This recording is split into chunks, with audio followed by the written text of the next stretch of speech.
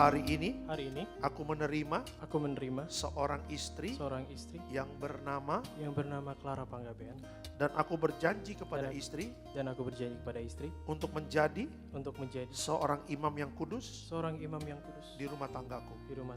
Untuk setia kepada istri sampai selama-lamanya. Akan menjaga kasih mula-mula sampai selama-lamanya. Amin. Dalam nama Tuhan Yesus, hari ini aku menerima seorang suami yang bernama Kefas Anantio Wimasandi, dan aku berjanji kepada suami akan mendampingi, mengasihi, menghormati suami seperti kepada Tuhan. Untuk setia kepada suami sampai selama-lamanya.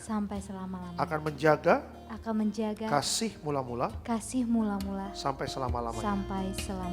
Amin.